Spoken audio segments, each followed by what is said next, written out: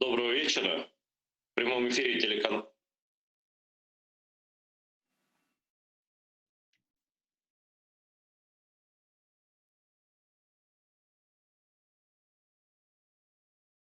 Доброго вечора. В прямому ефірі телеканал ТР Прайм. Це час, коли ми обговорюємо найважливіші для Криму, України і всього людства теми і спілкуємося з найбільш цікавими співрозмовниками.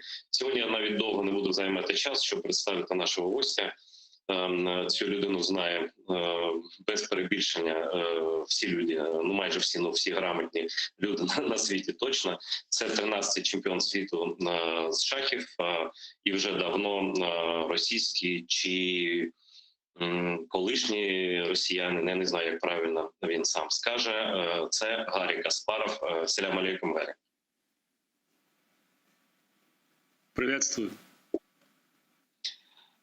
Я перейду відразу на трофейну мову, щоб нас розуміли всі, не лише в Україні, бо питання, які ми будемо обговорювати, вони стосуються всього світу, бо ми насправді маємо фактично світову війну, добра проти зла, цивілізації проти дикунства, тощо. Все всім зрозуміло, тут всі люди розумні, нас дивляться в багатьох країнах світу, тому переходжу на трофейну мову і одразу с места в карьер, как говорят, Гарри Каспаров, мой сегодняшний гость, стал героем сразу двух, я не сказал бы, скандалов, потому что Гарри человек не скандальный, и, в принципе, я ничего не могу закинуть тебе, Гарри, потому что ты с самого первого дня войны сказал, что Крым — это Украина без разговоров, без всяких бутербродов, без всякой ерунды и оговорок, и этой позиции всегда придерживался, в отличие от, наверное, 99% вообще российскоговорящих людей, которых я слышал, да, и подвергался за это критике и так далее. Но сейчас случилось совершенно невероятное, на мой взгляд, буквально там несколько дней назад, и это цитата по радио «Свобода», которая обошла всю Украину, и не только Украину, и начался большое обсуждение началось этой фразы. Я просто ее процитирую дословно, а потом дам слово. Итак, цитата. «Когда украинские войска войдут в Крым, там будут проблемы серьезные. Путинская депортация украинцев дает все основания украинским властям проводить то же самое в отношении русского населения. А кто будет его защищать? Путин», заявил Гарри Каспаров, выступая на второй антивоенной конференции, организованной форумом «Свободной России» 20 мая в Вильнюсе.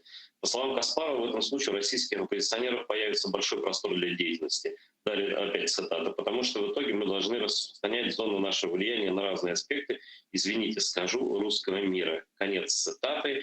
И я сразу скажу, что я не понимаю формулировку «русское население», поскольку там же, это совершенно разные вещи. Да? Есть люди, живущие в Крыму, у нас нет национальности в украинских документах, это граждане Украины, а русское население, которое после оккупации приехало, это оккупанты, тоже для нам абсолютно все равно какой национальности и так далее. Это то, чего я не понял.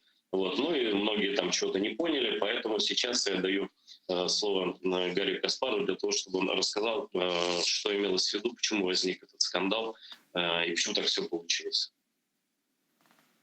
Во время войны, во время таких страшных испытаний, конечно, люди очень чувствительно реагируют на любое отклонение, как им кажется, от нормы. Фраза процитирована дословно, но она, конечно, как и часто бывает в таких ситуациях, вырвана из контекста, потому что речь шла вообще о том, кого там ваш комитет, Российский комитет действий, представляет. С моей точки зрения, может быть, она выстроена была не идеальным образом, опять с учетом военных реалий, но имелось в виду буквально следующее. И в данном случае даже не оправдание, а просто пояснение позиции, потому что 7 лет, 364 дня и 23 часа 59 минут, как ты знаешь, Айдер, я повторял одно и то же. Крым, безусловно, украинский. Более того, с момента начала нового витка путинской агрессии 24 февраля я повторял, неукоснительно придерживался по одной и той же позиции, что только освобождение Крыма и украинский флаг в Севастополе дают надежду на освобождение России от путинского фашизма. Все, что могут делать сегодня нормальные люди, я считаю, должно быть сделано для того, чтобы приблизить этот момент украинской победы, потому что любой промежуточный даже вариант, за который ратуют сейчас какие-то европейские политики, он является не только поражением для Украины, но и поражением для всего свободного мира. Для меня это битва свободы против тирании, в которой Украина сегодня платит страшную цену, находясь на переднем фронте этой войны. Но, в конце концов, любая война заканчивается. Я верю в то, что Украина победит. Понятно, что как сейчас, когда мы говорим, новости с фронта не самые лучшие, но, тем не менее, я все равно не сомневаюсь в конечном итоге этой войны. И эта победа закончится освобождением всей украинской территории, включая Крым и Севастополь. Как мы понимаем, теоретически сегодня это все-таки там разные юрисдикции, поэтому важно всегда упоминать Севастополь отдельно. И это приведет к окончанию пребывания Российской империи, имперского влияния на территории свободной Украины. Тем не менее, я принимаю критику по поводу русского населения. И я же очень аккуратно сказал, даже извинился за слово «русский мир». Но это проблема вообще, с которой в свое время сталкивались немцы в 1945 году, и с которой мы будем сталкиваться еще много лет, если не десятилетий. Что любая попытка что-то сказать про русский мир, даже самое безобидное, будет, естественно, вызывать коннотации путинского фашизма. Потому что, увы, это словосочетание испачкано уже. И я, в общем, понимаю, что, конечно, надо искать какие-то заменители. Скажем, та же свастика, она была символом плодородия Древней Индии. Но сейчас понятно, что она ассоциируется только со зверствами нацистов. Также, к сожалению, я боюсь, что нам отмыть словосочетание «русский мир» уже от путинской грязи и крови, во имя которого она была пролита, уже не удастся. Тем не менее, проблема все равно будет существовать. В Крыму находится большое количество людей, я не знаю, как правильно сказать, можно сказать, говорящих по-русски, но там в том числе и тех, у кого есть русские паспорта, российские паспорта. Я сразу хочу сказать, что никакого не может быть разговора о тех, кто совершал преступления по украинским законам. С этим вообще мы даже связываться не хотим и не будем. Это вопрос Украины. Более того, я буду считать необходимым, чтобы российская власть, если я буду к этому отношение иметь какое-то новое, выдала всех военных преступников для справедливого суда в Украине. Также, как я понимаю, украинские законы четко фиксируют незаконное пребывание на территории вашей страны граждан России, которые появились там после 27 февраля 2014 года. Это тоже это есть закон. Теперь, что касается этих граждан, с ними тоже не может быть никакого вопроса, они должны будут покинуть Украину, но, тем не менее, кто-то должен будет помочь эти проблемы решить. Вот они есть. Там есть, скажем, 500 000 человек. Как-то надо будет их перемещать как-то. Ясно, что на Путина надежды или на что там останется в России нету. И здесь я бы считал, что мы могли бы просто помочь для решения этой проблемы. Плюс сохраняются, в Крыму проживает еще большое количество людей, наверное, с 2 паспортами. Я сразу признаю, как говорится, свою неполную компетентность в этом вопросе. Но тем не менее я подозреваю, что очень много людей имеют как старый украинский паспорт, так и получили российский паспорт.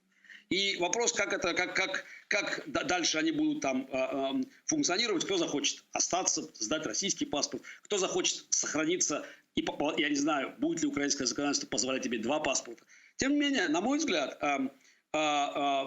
и я, и мои коллеги могли бы просто помочь спокойно, цивилизованно проблему решить, исходя в первую очередь из абсолютного суверенитета Украины на Крым. Более того, я понимаю, что крымско-татарский меджлис тоже имеет свои полномочия на этой земле. И я не вижу никакого противоречия между тем, что я сказал, точнее, что я имел в виду, может быть, выразился не лучшим образом, и теми мерами по приведению Крыма в нормальное состояние, потому что все равно, как говорится, любая демилитаризация и деоккупация – это тяжелый процесс, учитывая, что все-таки там очень много людей оказалось за эти годы, которым, скорее всего, придется оттуда уезжать. Если украинская власть и Меджлис сочтут, что они в наших услугах не нуждаются, это их право в данном случае. Мне кажется, что такое сотрудничество было бы полезным. Ровно потому, что мы все-таки будем пытаться что-то сделать, я надеюсь, и в нашей стране после освобождения Крыма. И такое взаимодействие, оно позволило бы, может быть, начать как-то готовить к тому, что в какой-то момент все-таки новая свободная Россия, по чечане она появится, могла бы выплатив репарации, сдав военных преступников, естественно, со всеми этими оговорками, могла бы попробовать все-таки наладить какие-то отношения с Украиной. Я короткую справку дам. Действительно, наверное, это не все знают, и ты в том числе, Гарри. Дело в том, что существует два вида российских паспортов. Первые российские паспорта — это выданные на территории России в любой момент времени. Ну, как бы они нам не симпатичны, как и всем нормальным людям сейчас на Земле, да, но они считаются официальными документами российскими, да, их всемирно признанными и так далее. Есть второй сорт документов. Это с виду похожие паспорта, выданные после оккупации в Крыму, которые в принципе Украина не признает как документами. Мы их называем, и все крымчане, крымцы называют аусвайсы. То есть это аусвайс, который необходим для проживания на временно оккупированной территории, для больницы, поликлиники, школы. Они же там сделали так, что без этого аусвайса вообще ничего. Да? Аусвайсы они давали фактически добровольно-принудительно. Мы же знаем, что они даже Олега Сенцова признали гражданином России, хотя он вообще этого не хотел ни разу. Да? Вот, ну и так далее. И, в общем, эти аусвайсы вообще ничего для Украины, они юридически ничтожны. Так что, если речь идет о каких-то людях с русскими паспортами, это только люди, которые приехали туда с русскими паспортами уже, да, значит, и также, если речь идет о людях, которые должны уехать из Крыма, это те люди, которых ты перечислил, конечно, оккупанты и так далее, которые не совершили преступлений, но незаконно, то есть не совершили таких тяжких преступлений, но незаконно пребывали на территории Украины, вот они, конечно, должны покинуть, ну и, наверное, все желающие просто, которые захотят уехать сами, да, они, конечно, должны иметь право покинуть и возможность как можно скорее. Я, правда, не знаю, чем будущее, но если действительно ты будешь иметь отношение к власти России потом, после победы Украины, как именно надо им помогать, может быть, там, я не знаю, где-то жилье какое-то давать, вот что-то в этом роде. Вот такая помощь, в принципе, наверное, может понадобиться вот в этот момент, когда Украина вернет свой контроль над Крымом. Безусловно, ну, тем не менее, как бы процесс даже переселения занимает некоторое время. И, в общем, если у вас есть несколько сот тысяч человек, как бы подлежащих вот такой депортации, это опять этот процесс.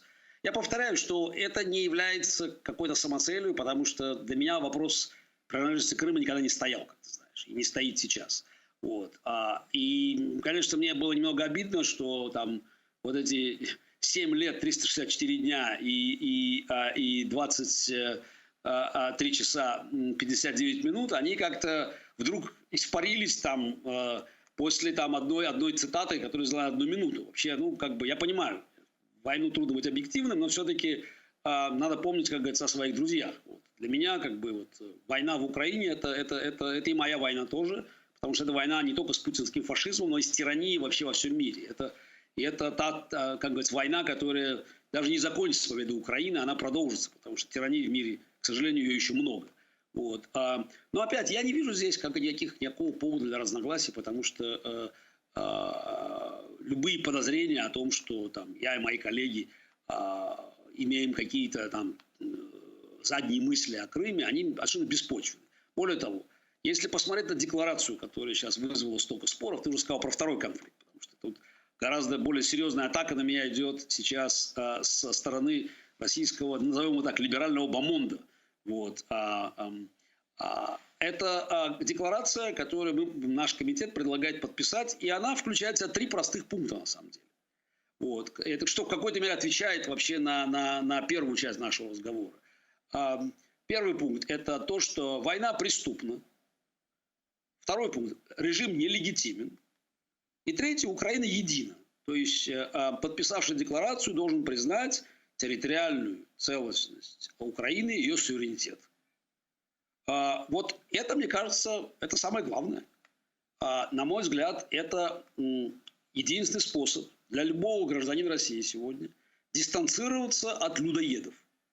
Вот простых разговоров о том, что я осуждаю войну, я против того, что творят российские войска на этой территории. Да? Но это все хорошо. Тем не менее, надо четко зафиксировать свое нежелание ассоциироваться даже косвенно с путинской Россией. Потому что, как мы знаем это из истории, сейчас проходим это на собственном опыте печальном, когда совершаются такие преступления, нельзя сказать, что эту войну развязал Путин. За эту войну несут ответственность все граждане России, все, у кого есть российский паспорт. Я себя в это число тоже включаю. Другое дело, что у меня стаж противостояния путинскому режиму там такой, что я могу спать спокойно. И тем не менее, мы все несем ответственность. Это коллективная ответственность, такая стигма. А выход из вот этого морального тупика, он только один, индивидуальный. Каждый для себя принимает решение. Вот декларация, которую мы предложили, это такой способ как бы вот отсоединиться. Режим нелегитимный, война преступная, Украина единая. И надо сказать, что вот мы обнаруживаем, что многие из тех, кто критикует нас с пеной у рта, на самом деле не готовы подписать эту декларацию. Не потому, что ее там Каспаров предложил или Ходорковский, а потому что надо будет недвусмысленно признать, что Украина имеет право на всю свою территорию, международно признанную. Более того, как бы достаточно очевидно, что это не только право на территорию гипотетическое, а это право забрать ее любыми подходящими способами. И вот здесь начинаются проблемы у большого числа русских новых эмигрантов, которые готовы осуждать войну и даже считать Путина нелегитимным, но по-прежнему не могут выдавить из себя простую фразу «Крым украинский». Да, конечно, знаешь, Гарри, когда уже на 8-м году войны, уже скоро на 9-м году войны, люди, которые называют себя оппозицией, которые уже не в России находятся и уже да и раньше ничего не угрожало, не могут выговорить Крым — это Украина, это, конечно, говорит о полном неадекватности, о глубине морального падения и так далее. Но я хочу все-таки вот эту цитату твою про тех, кто живет в Рейхе, привести. Вот что сказал Каспаров буквально через несколько дней после той первой цитаты, которую мы уже обсудили. Если человек остается в России, нравится ему или не нравится, он несет долю своей персональной ответственности за войну в Украине. Я думаю, не все немцы поддерживали Гитлера. Конец цитаты. Но я от себя добавлю, что немцев, не поддерживающих Гитлера, было достаточно ощутимо много, но ощутимо больше, чем, по крайней мере, мы в нашу медийную эпоху видим в России. Это то, что я наблюдаю. Да? Но вот тут есть тонкая грань. Как говорится, да, если человек хочет порвать с Россией, не хочет платить налоги, уехать, там, жить на новой жизни и так далее. Но, с другой стороны, а не слишком ли дешевая или бесплатная эта индульгенция? И вот люди до 24 февраля жили спокойно, не тужили, давали спектакли, играли концерты или просто жили, делали бизнес там, и измывались над Украиной, как Тинькофф, например, там, шутил там, про, там, не знаю, унижал украинцев. Ну и разные такие вещи встречали, да. И вдруг вот он подходит к Гарри Каспарову и говорит: хочу быть хорошим русским, да, даже я готов сказать, что Крым — это Украина, вот, и типа вот все, я пошел, да, такой светлый, чистый, весь в белом. Ну, как-то, на мой взгляд, все-таки раскаяние должно быть деятельным. И вот у меня один из таких критериев — это поддержка украинской армии, потому что она сейчас воюет за всех и за все вообще. Но и этого избегают. Они помогают каким-то беженцам, создали какую-то организацию «Ковчег», там, помощи русским.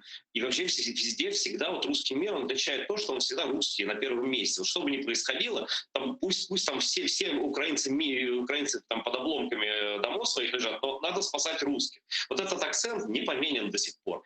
И что с этим делать? И что на самом деле считать хорошестью для современного даже того россиянина, который и этнически не русский, может быть, и уехал из России, и осуждает Путина и так далее. Вот каковы четкие критерии, на твой взгляд, должны быть?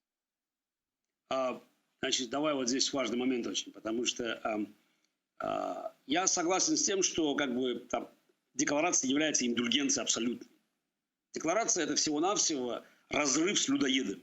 Вот и не забывай, что идет война. В общем, нам любые союзники нужны. Мне кажется, сейчас очень важно понимать, что как бы, эту войну надо выиграть. И у меня есть претензии к огромному количеству людей, потому что я, как говорится, занимаюсь антипутинской деятельностью с 2001 года пассивно, а с 2005 года активно.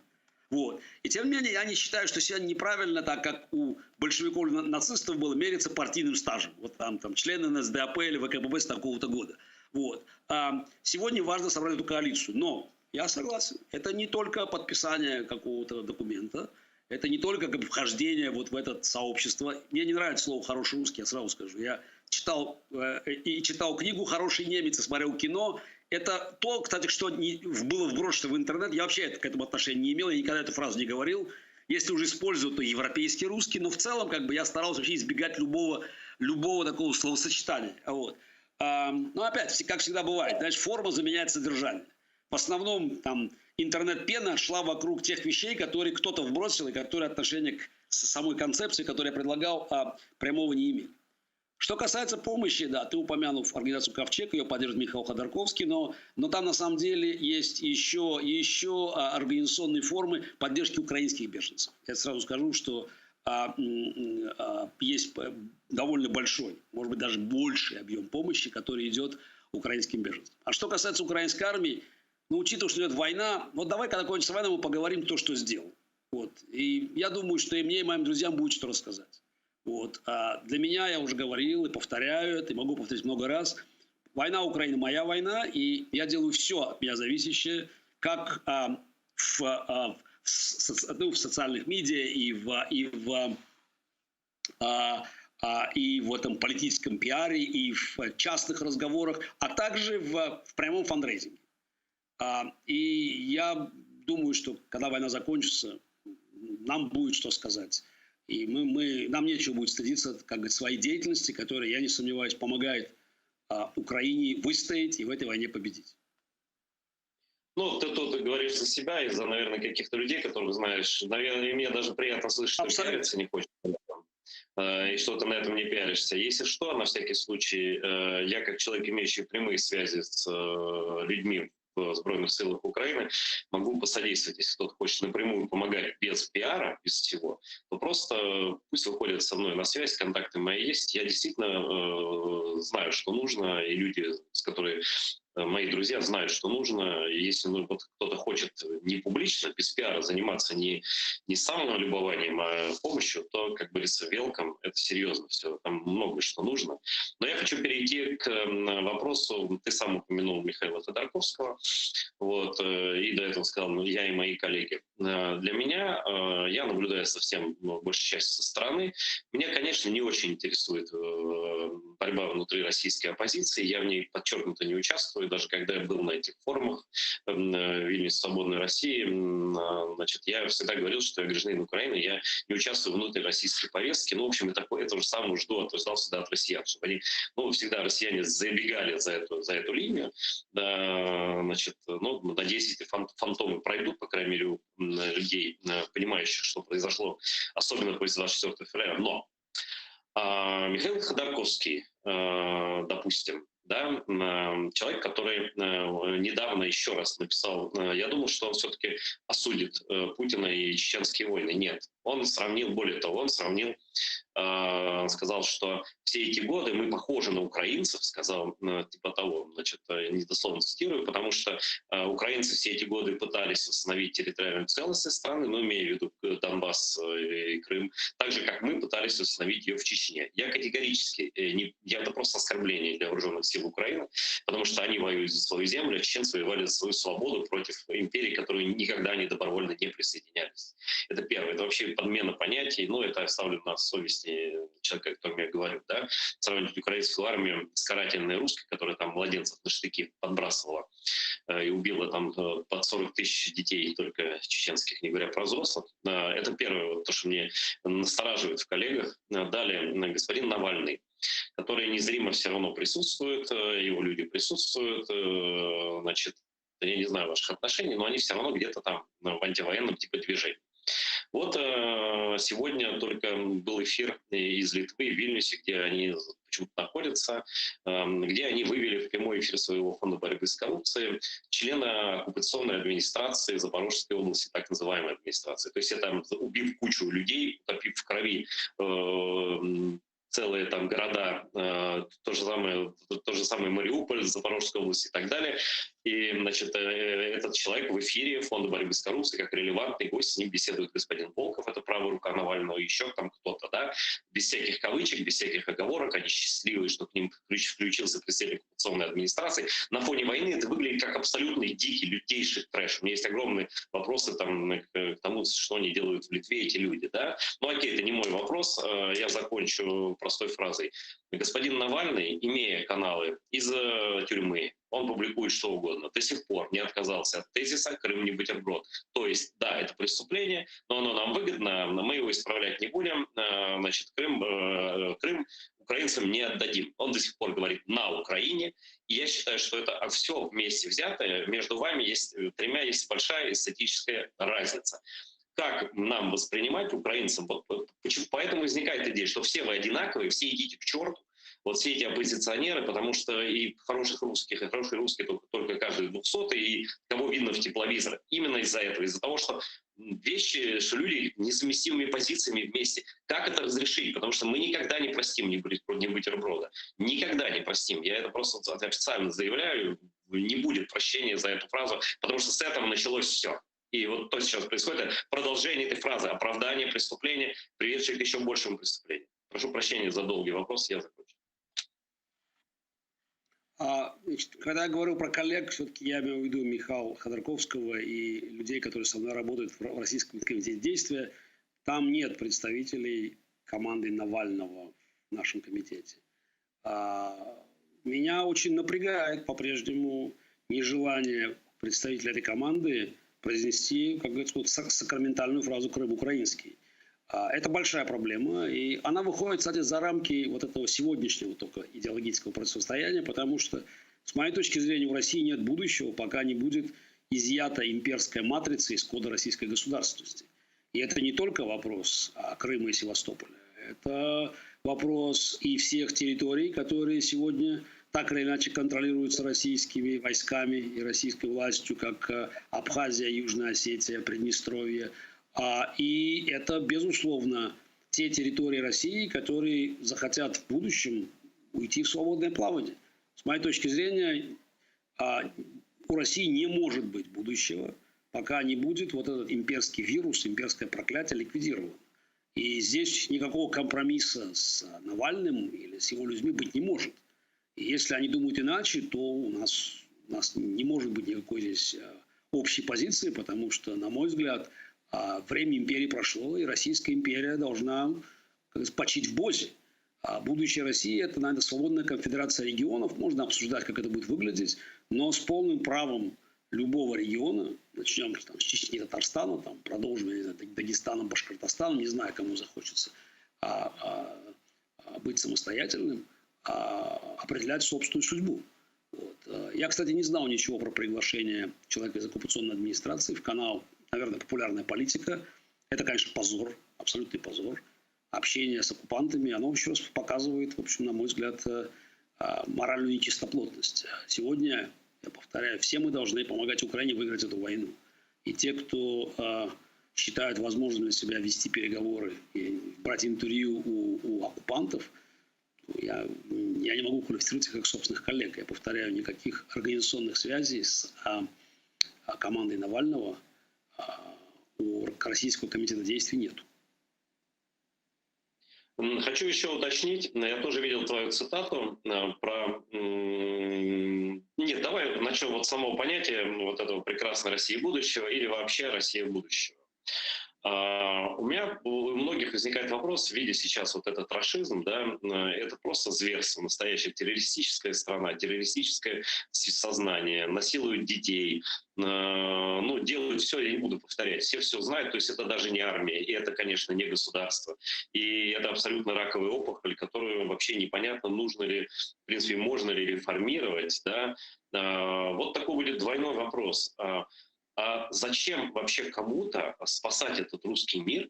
Зачем кому-то вообще-то считать себя русским, ну, на перспективу, да? Ну, считал и ладно, но увидел, ужаснулся и отвернулся, да? Вот кому нужна эта прекрасная Россия будущего в любом виде, тем более с ядерным оружием? Вот, ну и, наконец, очень простой вопрос, да? Вот, допустим, ты персонально, ты вообще не русский, да, я не знаю, есть этнос русский, в империи это все очень сложно вычисляется, да, но вот, допустим, у тебя отец еврейской национальности, мама армянской национальности, тебе-то зачем это вообще любая Россия будущего, зачем ты за нее борешься, зачем ты, действительно, я знаю, что много усилий приложил, ты еще в 2013 году уехал, и действительно на тебя набрасываются эти русские либералы, я про нелибералов-то я вообще не говорю, да, хотя либералы еще хуже, вот эти ПОМОН так званые. Зачем ты на себя все это опрокидываешь? Чего ради, Гарри? Зачем тебе лично, как человеку, это Ну, в империях национальность определяется не только кровью, там, кровным родством, там, папа, мама, но и, в общем, культурой, языком, в которой ты вырос и который ты используешь. Все-таки я родился в Российской империи, на ее южных окраинах, в Баку. Такой был имперский город. Я снова слово «имперский» использую. В СССР говорили «интернациональный». Вот. Мой язык, родной язык был русским, и наша семья была совершенно смешанной. Мама вышла замуж за еврея, средняя сестра за армянина, а младшая за азербайджанца. Так что у нас как бы там всех есть. Как бы. Вот. Но все оказались в итоге в Москве, потому что мы все-таки себя воспринимали как часть вот той уменьшившейся империи. То есть я родился и вырос в стране, в которой столица была Москва. Я продолжал жить и бороться за будущее той страны, столица которой была Москва. Теперь, что касается будущего, ну вот смотри, ведь ты же Россию никуда как говорится, не сотрешь с карты. Она есть. И там есть 140 миллионов человек. Есть огромная территория от Балтики до Тихого океана. Там, ты сказал, есть ядерное оружие. На самом деле, и куда это образование вот, политическое, экономическое, социальное двинется в 21 веке, зависит, как будет складываться борьба между свободой и тиранией.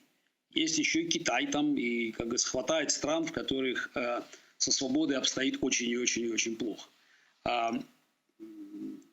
Я говорил неоднократно, что там мое принципиальное отличие от всех этих политиков российских, которые там пытаются там пройти между струйками, потому что им не хочется оскорблять электорат, заключается в том, что я не собираюсь никуда баллотироваться в России. Я считаю, что будет какой-то транзитный период. Не будет, во-первых, никаких выборов. Эти мифы про то, что мы завтра проведем выборы. Я говорил о том, что Россия не поменяется на выборах в 2006 году еще. О том, что путинский режим стремительно трансформируется в тоталитарную диктатуру. И за что, кстати, был неоднократно бит умными либералами, которые все время выискивали там признаки гибридной демократии. Буквально до 23 февраля 2022 года. Вот.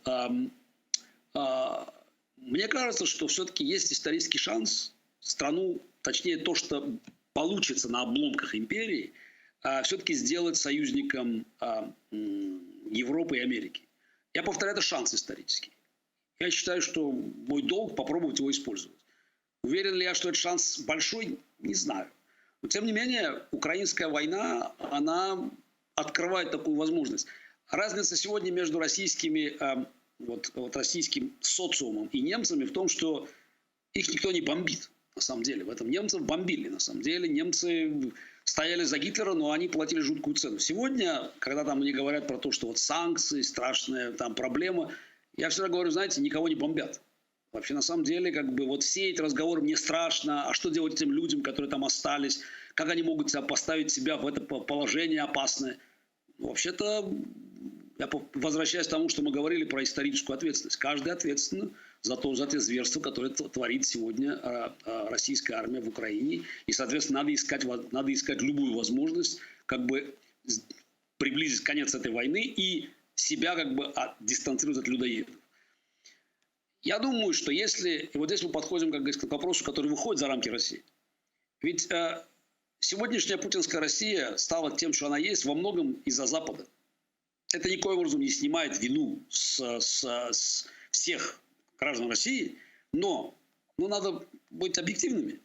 Даже сегодня, на фоне всех этих чудовищных преступлений, мы все равно слышим, хочется использовать очень жесткую лексику, но я постараюсь, учитывая, что меня за это ругают, ее не использовать в отношении Макрона, Драги, газеты «Нью-Йорк Таймс», Генри Киссинджера. Но есть нормальные русские слова, описывающие тот алгоритм поведения, и там, причем лист очень длинный.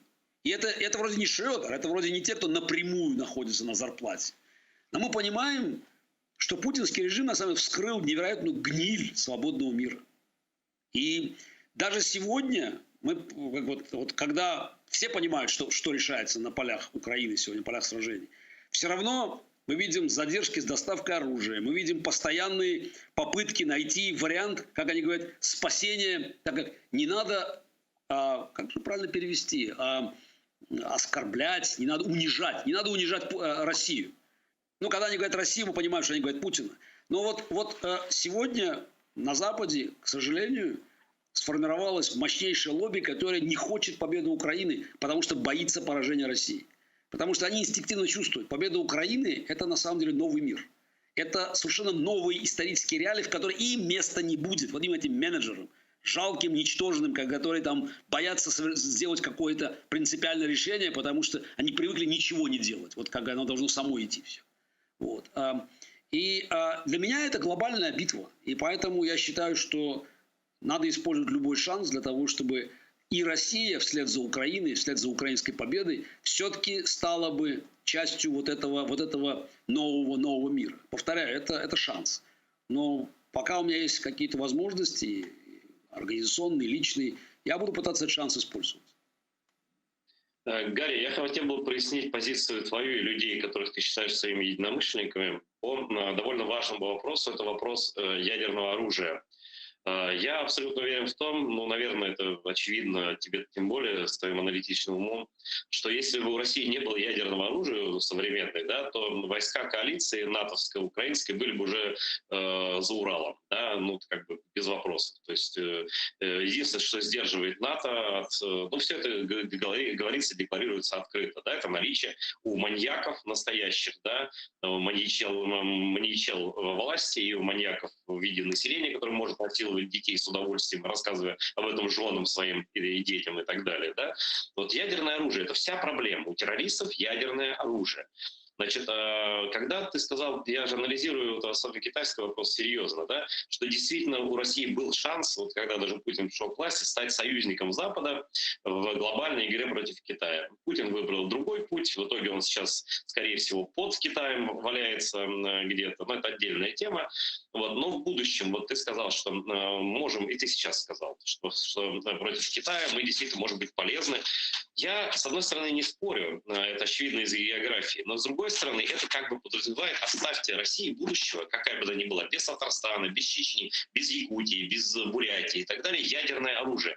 Вот у нас, украинцев, по крайней мере, ощутивших, да, вот этот тупик, когда за нас боятся вступиться, потому что у террористов просто есть ядерное оружие, хотя все понимают, что террористы маньяки, как-то нам не кажется, что у любой власти на этой территории должно быть ядерное оружие, потому что как-то все повторяется одно и то же всегда, демократии чуть-чуть, вот таких, как Каспаров, послушают там пару лет, потом опять начнут мышцы накачивать, Великая Россия и так далее. Вот как поставить этот предохранитель, отобрать ядерное оружие, разоружить. Я уже про вот эту прекрасную Россию будущего, которая только так для нас может выглядеть, независимо от того, как будет называться, сколько их там будет и так далее. Просто я хочу, чтобы мои дети жили, были живы. И украинцы хотят, и все хотят. Вот наш единственный интерес. Вот как это все обеспечить, на твой взгляд?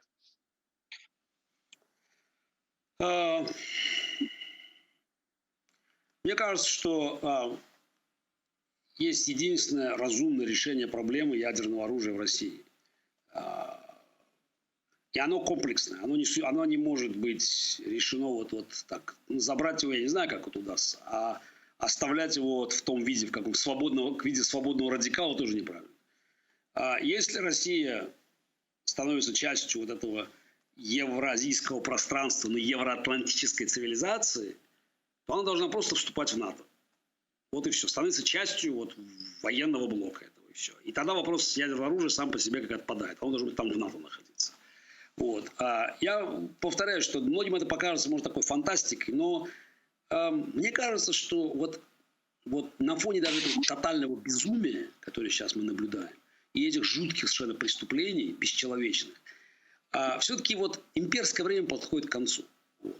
Я могу ошибаться, конечно. Если я ошибаюсь, у России этого шанса нету, то я полностью поддерживаю все разговоры о необходимости денуклеаризации России и гарантии того, что новая Россия, вот, как бы она ни называлась, прекрасная Россия, будущее или прочего, если она сохраняет свою имперскую основу, она будет оставаться угрозой всему миру. Поэтому только отказ от вот этого имперского наследия может создать почву для нормального взаимодействия с цивилизованным миром. Мне кажется, что потенциал такой сейчас есть. И никакие вот фантазмы о сохранении России в хорошем виде, вот сочетание свободная демократическая Россия, прекрасная Россия будущего и Россия имперская, они невозможны. Вот или. И вот я буду делать все от меня зависящее, чтобы получилось вот это первое или, когда Россия очистится вот от этого, вот от многовекового имперского гноя. Гарри, ну вот ты, конечно, шахматист, и по идее шахматисты, тем более такого уровня космического, как ты, по идее, должны быть прагматиками. Но ты такой романтик, я даже не знаю, что тебе возразить, кроме того, что, ну, наверное, если речь идет о поражении России, а ты все время говоришь о неминуемом поражении России, то, наверное, речь идет о капитуляции. А капитулирующая страна, ну, вряд ли какая-то страна, которая капитулирует, вряд ли оставляет оружие массового поражения, которое может влиять на какую-либо политику в мире. То есть я тут просто, вот, честно говоря, логики не вижу. Либо поражение, либо ядерный рубеж. Смотри, ну, мы же понимаем, что капитуляция – это не Берлин 45-го года и не Токио 45-го года. Это не украинско-натовские войска в Москве. Это флаг Севастополя. Это поражение, которое, на мой взгляд, неизбежно приведет к краху путинского режима, потому что режимы такого типа, они нуждаются в мифологии. И Крым стал, мне кажется, вот такой вот Кощеева игла путинского режима. Поэтому возвращение Крыма в Украину и ликвидация как бы имперской базы в Севастополе – это неизбежный крах режима. А когда возникают такие ситуации, крах режима, это крах диктатуры, это неизбежно вызывает в жизни центробежные тенденции, как в 1991 году. И, соответственно, появляется шанс. Да, я согласен, может быть, я чересчур романтичен, но я считаю, что этот шанс сильно отличен от нуля. И его упускать нельзя. Может быть, у меня ничего не получится. Может быть, даже мои коллеги сочтут мои взгляды чересчур радикальными и прозападными. Но у России просто нет другого выхода. Потому что или она сохраняется хоть в каком-то виде, пусть без Татарстана, Чечни, Дагестана, Башкортостана, еще каких-то там, но сохраняется как вот единое экономическое пространство от Балтики до Тихого океана, как часть, вот я говорю, вот этого евроатлантической цивилизации. Либо она прекращает свое историческое существование. Мы уже сказали про Китай, конечно, тема отдельная, новая, но это как бы на подхвате у Китая. Слава богу, у Китая хватит ресурсов колонизовать огромные территории, на которые они давно зарятся и которые они считают своими. То есть это вопрос исторического выживания России. Может быть, время подошло, я не знаю. Но, на мой взгляд, шанс, который судьба нам предоставит после украинской победы и после возвращения Крыма и взятия Севастополя, вот, то этот шанс надо пытаться использовать. Ну, действительно, с одной стороны, интересно это обсуждать, с другой стороны, в принципе, пока смысла особого нет. В победе Украины я читаю все твои посты и высказывания последние. Ты, конечно, не сомневаешься, как и все мы, потому что невозможно. Это такое зло, ну, победа такого зла, как Россия, это крах человечества. Просто это разнос пойдет Китай, разнос пойдет вообще, говоря, в принципе, все. Я хочу, знаешь, я сижу, разговариваю с тобой, я моложе тебя там на 9 лет, но ты очень рано стал олимпийским чемпионом, поэтому я помню все это в режиме онлайн, моего взросления, твоей борьбы с Карповым, и я думаю, боже ж ты мой, вот тогда для меня было два таких противостояния. Ну, мальчик, что там, да? Это Карпов-Каспаров, и это ЦСКА Жальгирис. Вот я всем литовцам это рассказываю, тебе рассказываю, да? Ты же смеешься. Вот я засыпал и просыпался с такой мыслью, только чтобы Каспаров выиграл партию, и чтобы Жальгирис уделал Центральный спортивный клуб армии. Вот, ну, знаешь, эстетика, она часто бежит впереди всего. Вот, и так, знаешь, я знаю, что у тебя вот как часто плохие журналисты задают вопросы там актерам, каковы ваши творческие планы. Так вот, плохие журналисты всегда задавали тебе вопрос, как вы сейчас общаетесь ли с Карповым, да? И я задам этот вопрос плохой только потому что, мне кажется, все вернулось туда, откуда вышло. Я знаю, как бы твое настроение, и все видят, да, и так далее. А что с Карповым? А он на стороне зла или, может быть, просто ничего не делает, хотя это тоже на стороне зла? Прочитай санкционные списки.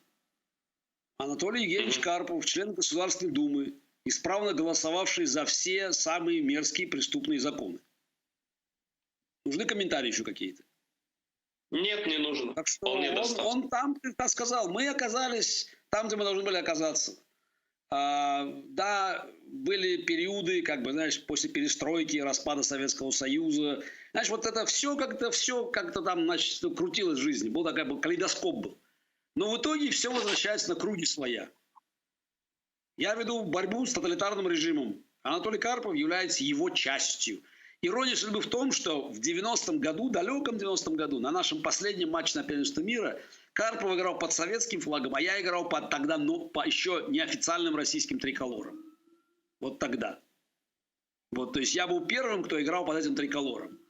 И сейчас как бы мы не в зуме говорим, но у меня в зуме сейчас за спиной, помимо украинского флага, естественно, с надписью «Слава Украине», висит и, я верю, новый российский флаг. Флаг, на котором будет смыта красная полоса.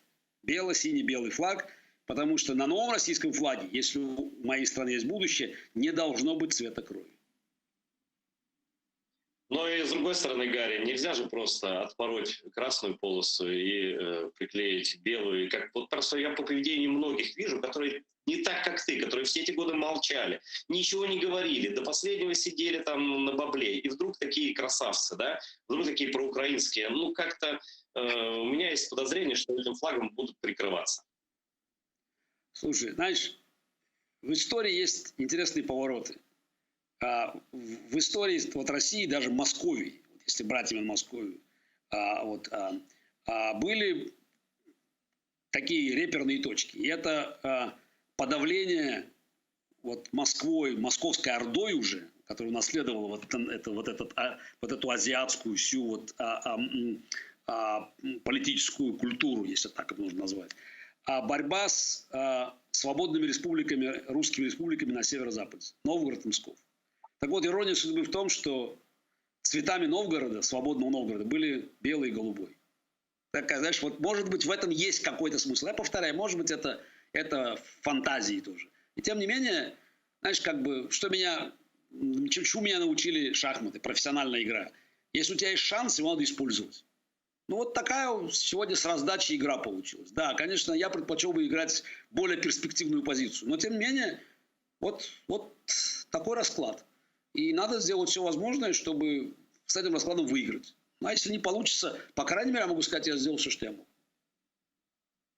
Гарри, ты, конечно, совершенно неисправимый романтик, но правда, вот что ты сказал про Псков и Новгород, Новодворская говорила, которая уже была кристальной русофобкой, она говорила, что опять не удалось ничего, да, что это действительно была европейская история, правда европейская история. Например, латыши до сих пор называют Россию Кривией, а всех, кто жил рядом, псковичан там этих, они называют кривичами. То есть когда-то было совсем все по-другому. Наверное, ни к чему нельзя вернуться, но надо жить так, чтобы совесть была чистая. Спасибо, что согласился на этот разговор. Возможно, непростой для тебя. Спасибо. И я хочу сказати спасибо всім, хто нас смотрить. Дуже вдячний глядачам телеканалу ОТР. Наш канал працює для вас. Нас дивляться в різних країнах світу. Я дякую вам за вашу підтримку, за ваші донати, за вашу увагу і за все, що ви робите для нас. А ми для вас робимо все, що можемо, і в нас вистачить сил до перемоги. Харим Сербія Соладжак. Слава Україні, смерть ворогам, і російський рейх буде зруйновано, буде знищено однозначно. До нових зустрічей.